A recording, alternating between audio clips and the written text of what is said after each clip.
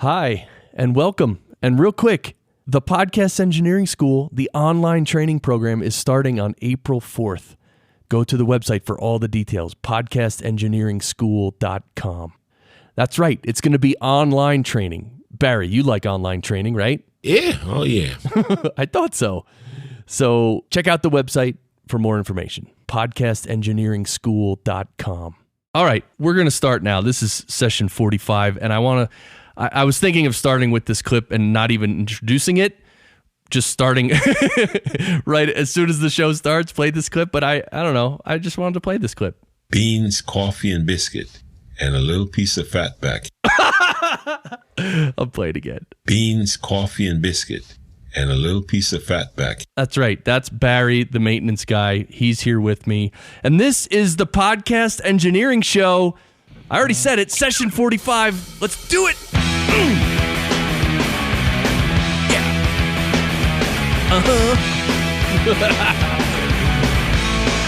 Welcome to the show. I'm happy you're here. I'm Chris Curran. I produce podcasts for companies and business authors and Forbes, Dun & Bradstreet. And every week on this show, we bring you podcast production techniques on a silver platter. We really get down and dirty. We talk about the audio engineering side of podcasting. We don't get into marketing and content and distribution channels. We don't talk about that. It's all about the equipment, the workflow, the sound quality. And it's also about learning how to produce podcasts faster. You know, instead of dragging out the production process, how can we make it shorter and sound better at the same time? So I always interview podcast producers, engineers, and other specialists. I have a background in audio engineering in the music business, and since I entered podcasting like 5 years ago, I noticed a huge lack of audio skills with pretty much all podcasters and podcast producers. There's people who, you know, they have companies, they do podcast production, but they don't use EQ or compression, and that's something that would enhance their sound a lot. So anyway, that's why this show is here. So I can bring all my background and all my great guests to help you learn the audio engineering side of podcasting. And if you implement the best of what we talk about here, you will sound so much better. Your clients will sound better and you'll take less time. Barry's here. Right, Barry? Yeah, oh yeah. I mean, really, he knows it. You like that, Rob? This is Barry. Hey, Barry, how's it going? No way. You crazy? I didn't know what to play. I didn't have a clip for that. Oh, here's a clip. Hey, Barry, what do you think Rob Greenlee is going to need to really take his podcasting sound to the next level? You're going to need a couple of horses or a couple of mules. All right. Hey, and our podcast engineering program is going to be in April. I think in the pre-roll to the show, you probably heard me mention it. This is going to be awesome. Podcast Engineering School. You want to start a career as a podcast producer, or you want to get a job as a podcast engineer producer? Boom. Our class is going to teach you everything you need to know. It's going to certify you. You're going to be a certified podcast engineer. Put that on your resume and go make some money. All right. Also, if this podcast comes out when I think it's going to come out, right now, I am at Podfest in Orlando, Florida. That's right, podfest.us. Hey, Rob, are you also here? Yeah, I am in Podfest in Orlando right now. Yes. It's so weird. It's December 29th. We're recording this. Anyway, time doesn't matter. Only quality matters. All right, so Podfest. And by the way, in April, I'm going to be at the podcasting course. This is a special one for podcasters in the medical education field. So if you know anyone in the medical field or medical education, this is going to be April 21st and 22nd. It's a 2-day workshop. I'm one of the keynote speakers, but it's for those folks in medical education to learn how to podcast, and it's going to be great. Thepodcastingcourse.com. That's the website. And of course, all this stuff is on our website, podcastengineeringschool.com. And our guest today is Rob Greenlee. Rob and I met at several of the conferences. Rob, I don't think anybody's been in podcasting longer than you, Rob. I really don't. I think there's a few guys, but I was actually doing this stuff before it was actually podcasting. So right, I was making my MP3 files available in my show to be downloaded off my website. And that was prior to any of this RSS feed stuff that we all take for granted today. Right. So you're the head of podcast content at Spreaker. Spreaker is a platform which I actually don't know much about. It's a media host and a feed generator, right? It's the whole thing. Yeah, it's just it's actually what's different about Spreaker is we also do live streaming too. So we're combining live streaming capability with podcasting. So you do a live show, it automatically drops into your RSS feed and you're a podcast. So that's pretty it kind of combines those two worlds together into one tool where the company makes the recording software and the live streaming software to enable all this stuff for iOS and Android and Windows and Mac. So. That's cool. So you also host the Spreaker Live Show, and you're a co-host of the new media show, you and Todd Cochran, I think on Saturday mornings, right? Yeah, correct. And we've been doing that show for years and years now. So we do it at 9 a.m. Pacific Standard Time every Saturday, or most Saturdays. I like that show because it's just you and Todd chatting about all kinds of, everything is relevant. But Todd, the camera is usually focused on in Todd's studio, and then he has a monitor set up on the right side, and there's you with your face in the monitor. It's pretty cool. Yeah, just a little box on his screen. Yeah, like a talking head. Yeah, it's all done over Skype. So, but he does switch to you now and then. Yeah. Oh, yeah. Yeah. I sometimes occupy the screen, but it's mainly Todd's show, and I just come in and add color commentary. Got it. There you go. All right. So as you know, if you're listening to this, we do a speed round where we go over the guests' equipment and workflow, and we get an idea of their whole podcast production setup, and then we take the rest of the show and we really pick through it, piece by piece, and really hear all the details and the tips and tricks and all that. Before we get into that, though, I want to talk about your latest blog post on your site, which actually I had it up on this computer. Now I don't. But it's a blog from December 22nd, 2016, and it's called 9 Evolutions of Podcasting in 2017. So you're sort of, like making predictions or just thinking about where podcasting is going. And here's what I like about it. This is proof that podcasting, the industry, is getting bigger and bigger and bigger. And look, like I mention all the time, companies are hiring podcast engineers. Podcast production companies are springing up all over the place. So there's going to be way more jobs and way more money, way more popularity in podcasting going forward. You happen to elucidate the 9 specific ways that podcasting is going to grow and evolve, really is what it is. Yep. So what's one of the big things, one of the big ways it might evolve in 2017?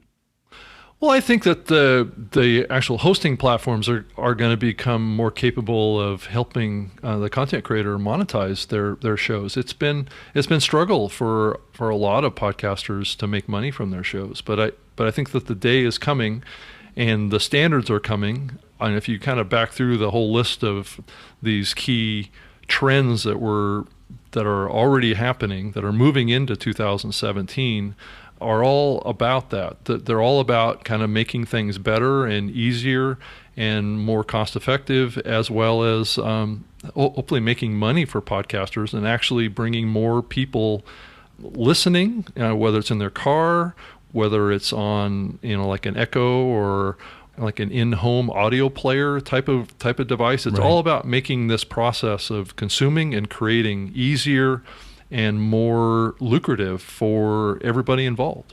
And I love that, because the issue with podcasting up till now is the money. A lot of companies, they want to start a podcast, but they just, they got to buy the equipment. It's a marketing expense right now, mostly for most companies. That's actually what it is. It's a marketing expense where it's really hard to track their ROI. But think about it. If a company could start a show and look, maybe they can monetize it enough where they're not, making thousands of dollars a month. Maybe they're just breaking even.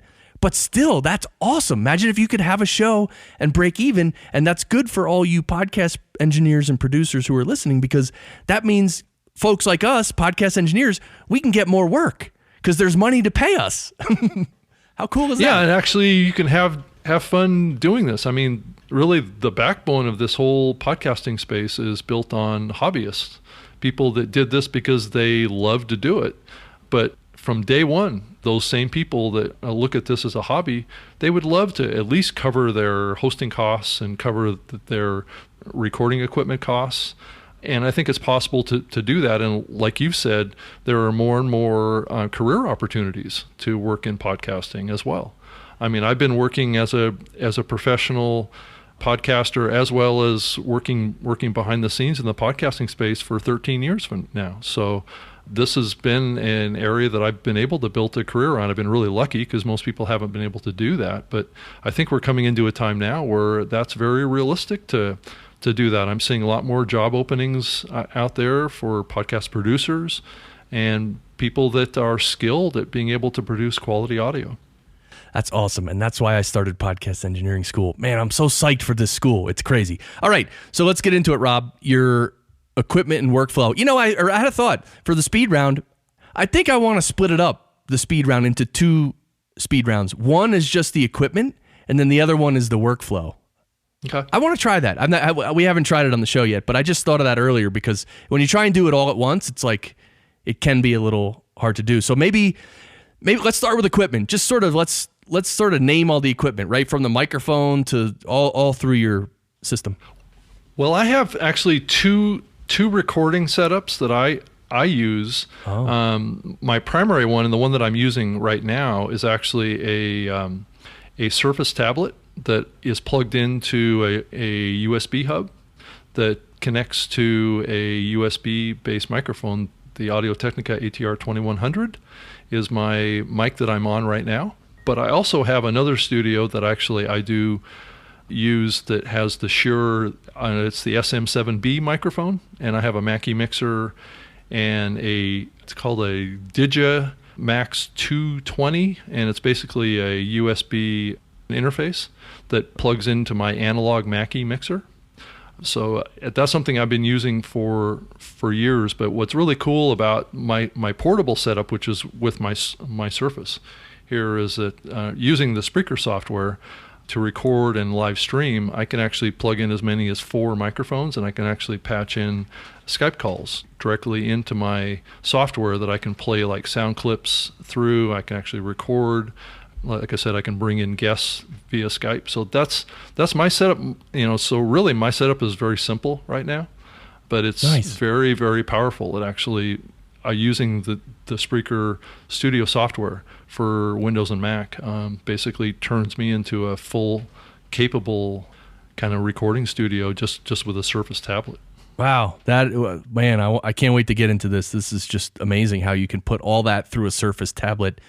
All right, so that's all the equipment. So take us through the workflow briefly. Kind of speed round. Just take us through your workflow quickly, and then we'll break it out after that.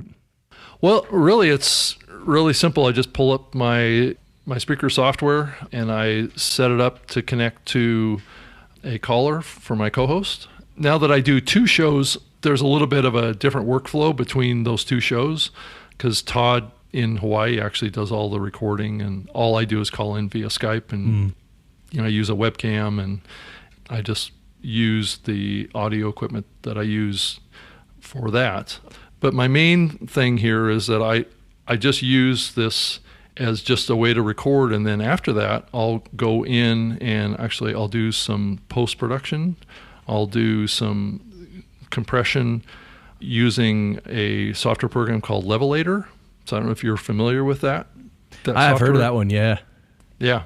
So I basically get that raw recording and I go through and I do some quick kind of deletion of ums and ahs and pauses and maybe some dead air at the beginning and the end of the program. And then once I get that done, then I'll just run it through the Levelator software. I convert it to a WAV file and then run it through there, and it basically levels it all across the whole audio file. And then I'll take that WAV file out of or running it through the Levelator software, and I'll re-encode it into an MP3 file. And I encode at 128 kilobit 44.1 in a joint stereo format. So it comes out very consistent in audio quality. I'm a firm believer in audio volume being at a real optimal level and consistent across your podcast, because a lot of people listen to these shows in very noisy environments. They'll listen to it in the car, they'll listen to it on the bus or the airplane or the train. Treadmill. And those, or treadmill, and those typically are pretty noisy environments. So you want to have a good volume level on your audio recording so people can hear it. I know I've listened to many podcasts where I've had to crank the audio up to max on the phone or the MP3 player or whatever device that I'm listening to, and sometimes that's not enough, and you just can't hear it very well. So the Levelator software does a terrific job of getting your levels up, cleaning it up, and making sure that any transitions that you've made between mics or guests or whatever via Skype are like the same across the entire program. Right. All right. This is cool. So I have a question right off the bat. Yep. I don't think I would forget it, but so when you record, you're recording into what program? Is it the Spreaker software that you're actually recording into? Correct. Yeah, and I can play all my sound effects or any kind of transitions or lead-in audio or the exit audio. I just tap on the screen of my Surface and it activates that and plays it right into the recording.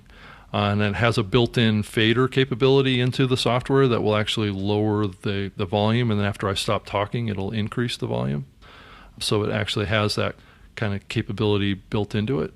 So, and then on the kind of the show prep side, I don't know if you want to get into this at all, but I do create an outline for the Spreaker Live Show that I do. It's a fairly detailed outline of what I'm going to cover in the show and details, so I'm completely accurate with what I'm talking about. There's no mistakes, and I stay on track, and I stay focused on what I'm going to cover in the show, and it's formatted and structured so I can stay within the recording time that I kind of target, because that's important too. The show typically runs between about 30 minutes and 45 minutes. So that's what I try and stick with. Sometimes I put a little too much content in there, but that's kind of my workflow. I mean, overall, and then I just publish it up live. Actually, I'll actually play it as though it's live at 3 p.m. Pacific on Wednesdays. So I pre-record it the same day, but then I'll play it out as a live program through the Spreaker software. Oh, so right. You record it and you edit it and you level it, and then at 3 o'clock you hit play and people can listen live, and then it also goes to the podcast feed and goes everywhere else. Correct. Yes. Yeah. All right. So, well, first of all, you're going. I love how you're going through a Surface tablet. I mean, now is this one of the? I've never had a Surface tablet. I know there's ones that are really like thin and flimsy, and then there's other ones that are like literally have drives in them, and like it's a lot of different ports. Is this like a souped up Microsoft Surface? Yeah, I have a Surface Pro 3 that it's got a Core i7 processor in it. Huh. So it's got 8 gigs of RAM in it, and it's got 128 gigs of hard drive. Nice. And it's thin and light. It weighs less than 2 pounds. So it has just one USB port on it. So that's why I have to use a USB hub with it if I want to plug in my mouse and a microphone. But I can plug in up to 4 microphones into the Spreaker software directly through a USB hub. Wow. So you you plug in the USB hub, you can USB 4 mics. Let's say you did that, and then in the Spreaker software, how does it record all 4 mics? Does it record them separately on 4 different tracks? No, it combines them all into one. Okay. But you can control the volume levels in the software, so it is like a mixer for each of the microphones. So you can actually control, as well as control whether or not that one is heard through your headphones or whatever. So you have that kind of mixer type control. Nice. All right, so then Spreaker records it all into, I guess, is it a stereo file? Can you pan one person a little left, one person a little right? Or is it just mono? Oh, no, it's a stereo file. Okay. Yep. Right, Yep. So it's like a mixer inside there where you can pan stuff and fade Correct. stuff. Yeah, okay, cool. Correct. So after you record it in there, you have to download it, right, to do some editing, right? Yeah, I'll do an export of the audio file from the Spreaker software, and then I'll run it through an audio kind of, I use a software program called Soundforge. Oh, you use Soundforge. Yep. I use Soundforge too for certain things. Awesome. I love Soundforge. I've been using it since. You know what? Maybe that's why we both use it, because in the late 90s, that's when I started using Soundforge. Well, actually, my old radio show that I did for many years that actually got me started in podcasting, actually the software I used back then was actually music software. It was actually Cubase. Cubase, yeah. Cubasis, yeah. So it was a multi-track system that I had a very complicated kind of studio set up in my home, where I had each microphone and source had its own track in the software, and I could do all that kind of stuff. It was a pretty sophisticated system. I had call-in capability for 2 phone lines through a phone hybrid. Nice. Plus, I had a Skype capability built into that system for my old radio show that I would actually record in my home, and then I would take to the radio station on a CD. So. Oh, that's awesome. It's cool. So, all right. So you bring it up in Soundforge. That's where you do all your editing. And what I love about Soundforge is just like a stereo editor. So it's just like your stereo track, and you can really zoom in on the wave. You can really do some detailed editing. So that's what you do, right? Yeah, and it's got a great, it's got a really good kind of encoder built into it, so you can get good quality audio files out of it. It's one of the problems with like the lame encoder that a lot of people use in podcasting is that the actual MP3 encoder is not that great.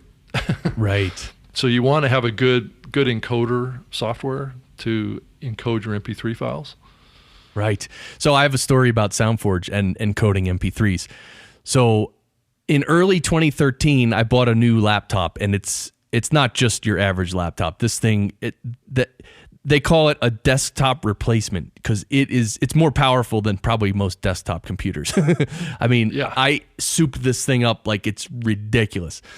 So I loaded a bunch of software on. I loaded Soundforge Pro, and I went in there and I did, I was editing a show, and I rendered it as an MP3. And I don't know if it was right then and there that I listened to the MP3, or if after it was published, I was just checking it, and it sounded terrible. Like it sounded like really bad encoding. And I went in there and I was like, this is crazy, man. Like Soundforge is supposed to be good at this. And then, so I actually, and I'm looking through settings, but you look through settings, it's like a shot in the dark that you're going to find the right thing. So I emailed Soundforge, and they emailed me back and said, in the encoder settings, so you can actually have different encoder profiles. So you can save a profile that says, okay, recorded at 128 kilobits per second, stereo MP3, and then you set all the settings there within that. So there's like this little slider that goes left and right, and it's like the quality of the MP3. Quality encode, that's right. And to the left, it's low. In the middle, it's medium. And to the right is high. And mine was all the way to the left. It was low. And I was like, really? Who would want to encode an MP3 that sounds that bad? Well, it saves data, right? Oh, yes, that's true. Yeah. But I think it also has a speed control too. So you can control how fast it encodes too. But it's a quality, it's mainly a quality control. Right. Yeah, I've seen it in there too. I always have it set to high. Right. I mean, yeah, absolutely. All right, cool. So then you edit it in Soundforge. I forgot to ask you, when you bring it out of Spreaker, what format and what resolution is it? It's an MP3 file that's encoded at 128K. Okay. And then you bring it into Soundforge, and out of Soundforge, you bring it out as a wave. Correct. Got it. So you bring it out as a wave. Right, because then you're bringing it into Levelator. And talk to me about what you do in Levelator and how that works. Well, it's really simple. All you do is you drag and drop the actual wave file directly onto the face of the software. It's like a little rectangular box that sits on your screen once the software is launched, and you just drag and drop it in there, and then it'll go through and process the wave file and drop it back into the same folder where you dragged it from. Oh, okay. So that's all you have to do. Got it. And apparently Levelator is, older than Auphonic, but somehow a bit similar. But Levelator, I've heard, and maybe you could tell me if this is true, but it's still there, but they're not like updating it or revising it or anything. Yeah, so the company that actually made it originally, Doug Kay, who's the guy that actually put that program together. Actually, I did a program on his platform back in the early days of podcasting and kind of helped that product to be created. It actually was designed for use with kind of like dynamic insertion type technology back in the early days of podcasting, because Doug Kay was an audio engineer. You should probably look him up to have him on your show. Okay. He's a real professional audio engineer, and he's one of the pioneers of podcasting. So he created a network called the Conversations Network, and that was a bunch of audio shows that were more technology-based shows back in those days.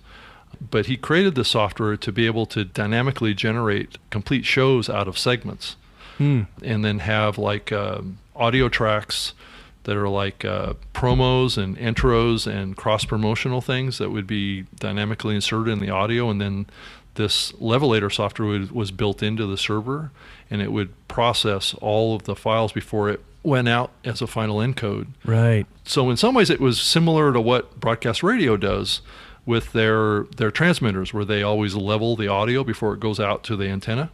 Yep. That was the same methodology that Doug was using with this Levelator software, and then he just created a little client that podcasters could use. Right? Got it.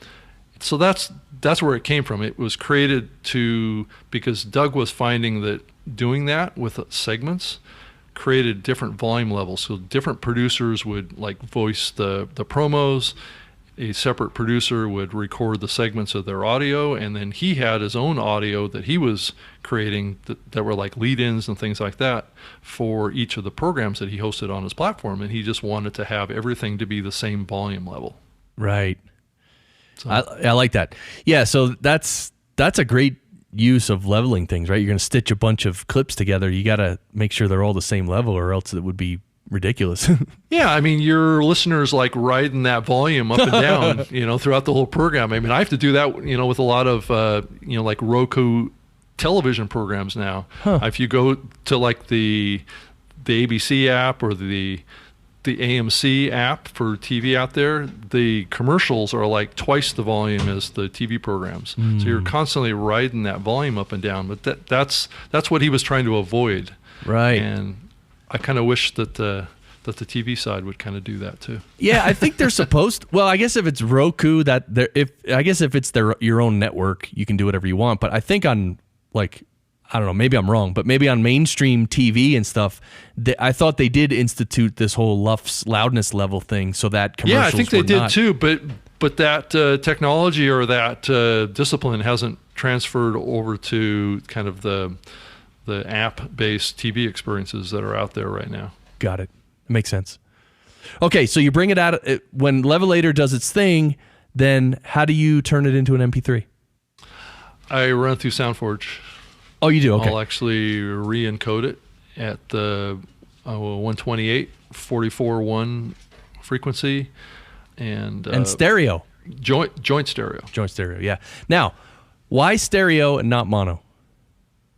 By the way, I'm a stereo guy too, but I'm just asking. Just for the simple reason that I believe it creates a little bit better listening experience. It creates just a slight more depth to the audio. Doing joint stereo doesn't really add to too much of the file size, because what you're doing is you're creating one track basically as the master audio file, and then the second track with joint stereo is just the difference. So that's my understanding of it anyway. I'm no audio engineer. I'm not professing to be an audio engineer, but that was my understanding of joint stereo, is that it only had a very small increase in file size compared to mono. And you could get some of that stereo benefit in the listening, but it wasn't going to be a true stereo experience. Right. That's interesting, because I did some testings with mono and joint stereo, and I had one listener send me this long note. It was really? about joint stereo, and I did some testing, and I literally, there's a blog post on podcastengineeringschool.com where I posted my findings. I had a piece of audio. I saved it. Well, what'd you find out? I'm curious because if it's bad, I'll go back to mono. It's fine. Yeah, no. Well, I think basically for me, it was even with joint stereo, it still was about double the size of the mono file. And this person told me that, oh yeah, it's only a little bit more than mono joint stereo, and that's not what I found. But I don't know if I did it right. That's really the thing. Interesting. Oh, okay. Well, I think I would be a good test. I mean, I'll plan on doing that next week for my show, just to see what kind of difference there is there. Yeah, and maybe it's just Soundforge, because I did it in Soundforge. So what I did is I took exactly 1 minute of audio and I put it in Soundforge. And I started with it at a really high resolution, like a WAV file, 24-bit, 48 kilohertz, my normal uncompressed wave recording resolution. Brought it into Soundforge, 1 minute of audio, and then I just saved it as different types of files. Like I saved it as,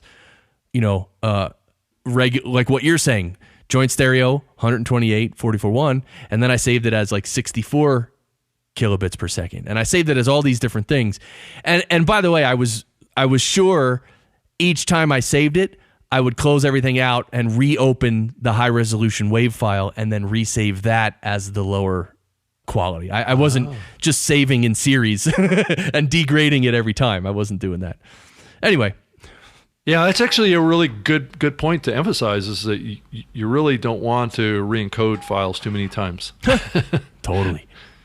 Yeah. All right. So let's. So maybe if you're listening to this, anyone who really knows about joint stereo and file sizes and whatever. I mean, maybe there's a good blog post. Feel free to send it to me or send it to Rob, or we share it, whatever. Yeah, that'd be awesome and helpful. So thank you. So your other setup here with the SM7B microphone, the Mackie mixer. What is that other setup for? Is it just another way you record at home? I have two residences. So I have one that has that setup, and then I have a more portable setup for my other residence. I got it.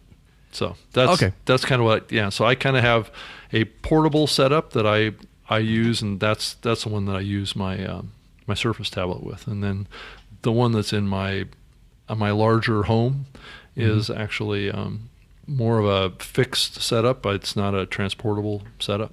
Got it. And you have a Mackie mixer, so the mixer is obviously the center of all the workflow. SM7B, and you said you had a Digimax 220. Now, is that's just the audio interface connected to your computer, Correct. Right? Yeah, that's actually plugs into my Mackie mixer. Okay. And makes that audio pass from the analog Mackie mixer into my computer. Got it. So the Digimax 220 plugs into your computer USB, and you can come out of your Mackie mixer. You have to have audio cables coming out of your mixer into the audio interface. Correct. Yes. Yeah. Yep. Okay. And that's a SM7B. Do you ever do any processing like before recording? Like some people have, a special mic pre, or they use a little EQ and compression on the way to being recorded. Do you process anything before it's recorded? I actually have never really done that. I've always done most of the stuff in post-processing. So I guess, even back when I had my big studio in my home, I didn't use any mic processing or anything like that, which I know is probably a good thing to do. So I'm not saying that it's I made a conscious decision because I didn't agree with it. It's just more like I didn't spend the money to buy the processing equipment to get it set up. So, yeah. So and I know a lot of podcasters, especially the early podcasters, kind of got involved in mic processing, right? And I think it's a good thing. For certain microphones, I think there's a benefit that can be had. So yeah. I was using a pretty high-end condenser microphones back in the early days of my early podcasting, and they sounded pretty terrific just without any any processing. So I didn't feel this overwhelming need because I was creating radio. So the audio quality wasn't as big of an issue because oftentimes my show was being streamed at 28K. Really? Oh, back in those days. Okay. And so wow. And then I bumped it up to 56K. I think back in the early early 2000s. Nice. And then the highest I ever got it up to, I think on my online side, I think was 96. But now I do everything 128. So I know some podcasters do 320, but it's like, that's crazy. Yeah, that's a big file, but it sounds a little better. It sounds good. It sounds good, but you better have damn good recording equipment if you're going to put your file out at that kind of quality. Sure. Yeah. All right, so your Mackie mixer setup, that whole setup there, you're recording into the computer. Again, you have the Spreaker software open. You're recording into that directly? Yep. Okay. Any reason you don't just run like even Soundforge? You could run Soundforge, just record stereo into that at a higher resolution. I just haven't found that I actually need to do that. The Spreaker software has all of the kind of whiz bang features that I need. The whole Skype call-in kind of stuff. So right, and the sound clips. Yeah, right. Yeah, exactly. So it has all that stuff built into it, and it produces pretty good quality. It's certainly not what I would consider to be high-end studio quality, but it's definitely quality that will keep your listeners happy. And I think that's been my bar that I've shot and tried to maintain over the 13 years that I've been doing this. Right. Is that what's going to keep that listener listening? What's the quality level that's kind of required for that? Right. And it hasn't always been that high. Right. Honestly. But it is now. I think that the expectations now for high quality audio are much higher now than they've ever been. Right. Yeah, there's definitely that threshold of what can suffice as good, and then and as long as it's good enough, then the listener usually won't really notice too much. And any higher quality above that is just, it's for us audio engineering geeks to talk about and buy. Well, equipment. I think that the guys that have kind of raised the bar on this is the folks from public radio. I think they've kind of helped push that envelope a little bit.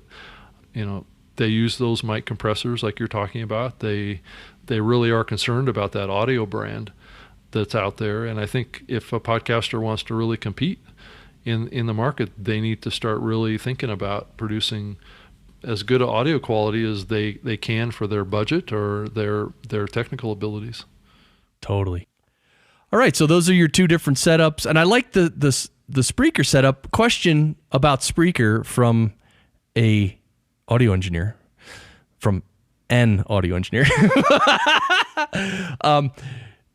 Look, I think I know what your answer is going to be, but would Spreaker ever have any plans to record at wave quality and or record each input separately?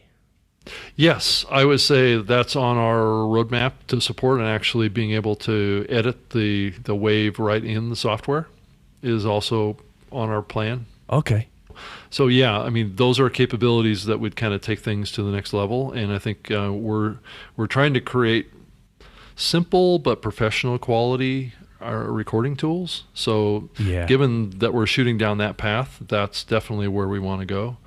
Because, I mean, a lot of people want to do just basic post-production editing, clipping out the ums and the ahs and being able to fade in and fade out things a little bit, maybe add something, but also just take out some audio at the beginning and at the end that may be extra that doesn't need to be there. So it's not complex editing, but I think being able to edit the raw WAV file right in the software and then exporting it in a wave form that can then be maybe encoded. I don't know that we'll support the MP3 encoding in the software or not. That's kind of a business decision by the company. Right. Because that does cost money. Yeah, all that stuff costs money. And it is such a balance between, catering to the average podcaster who doesn't even know about WAV or MP3, and as long as it sounds pretty good, they're fine. And that's most of who your clients are at Spreaker. That's who uses Spreaker pretty much. Yeah, I mean, I do have to say that CNN actually uses this Spreaker software to record all of their remote recordings that they do for their podcasts. Nice. So some professional producers are starting to use this software because it just has those capabilities of playing sound effects, and has chat built into it, and it has this auto ducking capability that I was talking about earlier, and Skype capability built into it, which there really isn't a lot of other software out there that has the combined feature set that this has. Yeah, that's true. I mean, I can only think of one other one where within the software itself, you can place a Skype call. Yeah. So that's very handy. Yeah, that's handy. And that's what I was just talking last episode, or maybe one before that, about my dream software, where it would just, you could connect any number of people and they can all hear each other, and it can record everything separately and do like local recordings of each person. So you don't have to worry about Skype glitching. I don't know. It's a dream because no one's ever gonna. Oh, that's right. I think it was Jason DeFilippo who I told him about it, and he's like, "Yeah, but no one will ever build that because only like 7 of us would want to buy it." And I think he's right. I don't know about that. I think that kind of capability and having it sound good too, having the audio quality be there, is definitely compelling, and I think it's becoming more compelling for more people, because this software, when we put it out about a year ago, was very popular online. A lot of people came in and got it right away, and people were tweeting about it and raving about it for months after it came out. Nice. So there was pent-up demand, and I think it gets back to just like what you were saying, is that people are looking for tools to make it easier to do this stuff. Right. So do you know a lot of people who use Spreaker, and then they might, like, once they download the audio from Spreaker, they hand it off to like an editor or a podcast engineer to tweak it up and all that stuff? Yeah, I think that there's a fair amount of people that are doing that. I don't know for sure. I know that we've referred people to them to do that post-production, maybe doing show notes and things like that, which there are companies that are starting up that are doing that for podcasters, specifically to people that don't have the time to do that post-production, post-processing, publishing process. They're actually hiring that out. So I think that there is a place for that, and it's growing. Nice. All right. Well, this has been awesome. I mean, any other parts of your production you can think of that we haven't talked about? I like to really think about recording environments too. I think that's an important piece, especially if you're doing any kind of remote recording, which I've done quite a bit of, using my Surface and my ATR 2100. I'll go on the road to a podcast conference, and I'll live stream an episode of the Spreaker Live Show, or I'll record some stuff with a guest on the road. So I think if you want to do any kind of remote recording, I think you have to think about where you're doing that. I oftentimes did it in like my hotel room, or I would find a place in the hotel, like in a back room somewhere that had fairly good acoustics. You just kind of go in and test the room a little bit. But I think that's also important too if you're going to be doing any remote recording, is just be conscious of your recording environment. Yeah, that's so big, because trying to fix it later can be rough. So yeah, I mean, some tips on that note are obviously just listen to your surroundings. What does it sound like? I mean, Are there people talking right near you? Then don't record there.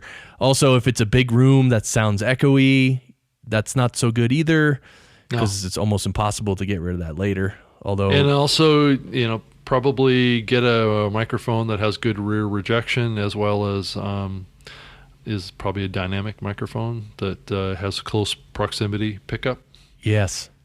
Yeah, so, and each speaker staying really as close to the mic as they can get. Yeah, that's exactly a big one, actually. That's a big one, because even a few episodes ago, again, my guest was had a large diaphragm condenser mic, and was about picked up everything, and was about 6 inches away from the mic. And you could hear some of the room. It wasn't bad, but you could hear some of the room. And then I asked him how far away he was, and I said, well, if you can get closer, it's always good to be closer. You got to watch out. You got to have a windscreen, right? A popper stopper, if you're going to get close. Yes. But So then he leaned in to like 2 inches away, and it sounded way better. And I was like, "Oh yeah, that sounds better." 2 to 3 inches on a large diaphragm condenser is perfect. That's actually what I used for my radio show, was a large diaphragm condenser. It was like a $700 condenser microphone. So nice. It picked up everything. So I had to put foam insulation on my walls. Right. So yeah, I mean, if you think about it, the echo in a room, it can be pretty impactful if you use a condenser, and especially a high-end condenser that maybe has phantom power and that you've powered up to be pretty sensitive. You have to be careful of the room environment that you're using, and a lot of the lower cost microphones these days are condensers, but they're oftentimes probably fairly close proximity condensers, but they can also be very sensitive. I know I've got a Zoom recorder that I have that I turn that puppy on, and it's got like that 360 degree microphone capability in it. Yeah, and it's like picks up everything in the room. Totally. Yeah, which can be good sometimes depending on what you're recording. If you're trying to, back in the early days of podcasting, a lot of people would do like soundscape podcasts, where they would like walk on like a trail, and we use these 360 degree microphones that would pick up the sounds of the birds chirping in the background, the winds blowing through the trees, and you could hear that person walking along the trail and breaking branches on the ground and things like that. So it really added a lot of depth to the recording, but typically most podcasters aren't looking for that. Hey, I just thought of this. If you ever record someone and they really don't sound that good, what do you do to sort of make it sound better or clean it up, or can you do anything? I would say the only thing I've tried in the past is with the Soundforge software of running some noise reduction settings in the software itself to try and strip out stuff. But I've always been pretty frustrated with that process, with the actual result that comes out, because oftentimes the highs and the lows get kind of muted and the audio starts sounding really hollow. So let's say you have like a buzz in the background of your audio or something like that from a power cable or something like that was causing some power humming in your audio recording. Trying to remove that is very challenging because it's at a frequency that is oftentimes hard to remove without removing voice, that same level of voice frequency, which tends to make your spoken word kind of a little flat. Yeah, that's why. A few episodes ago, I talked about all the new plugins I got and the new software, and I got this Isotope RX5 Advanced, and it has, it's an audio restoration tool. Yeah. And normally it costs around, I think, like $1,000 or $1,100. Really? Wow. But does that work good? Did that work good? Oh, it's unbelievable. Like you said, a hum, like a 60 cycle hum that's there. Yeah. It literally finds the hum and removes it. It's gone. Doesn't affect, it affects the voice very, very little. Wow. The other thing it does is, if there's any clipping, if there's any digital clipping, it can remove digital clipping. It's like, I can't understand how they do it. It's like magic, but it's expensive. Yeah, $1,000 is that'll burn a hole in your pocket. Yeah, but students at the Podcast Engineering School get it for much less. Do they now? Yes, because I have set that up for my students. So anyway, Rob, this has been awesome. Spreaker.com is the website. Rob Greenlee, you're on Twitter. You're everywhere. Spreaker Live Show, the new media show. I really appreciate you coming on the show and talking about your setup and also sharing a lot more perspective about the whole industry, because you've been here so long. It really helps us all. So thanks. Well, thank you, Chris, for doing this show. I love geeking out on audio. It's always a fun conversation. It's so cool. And thank you for listening. Again, listen to our previous episodes. If you haven't heard any of them, you'll learn a lot. I really appreciate you being here. I'm proud to be part of your sound quality journey. If you have any questions, definitely email us. podcastengineeringschool.com is the website. I thank you for listening, and until next time, you know what to do. I'm going to wait until the music kicks in. Sound great! Yes!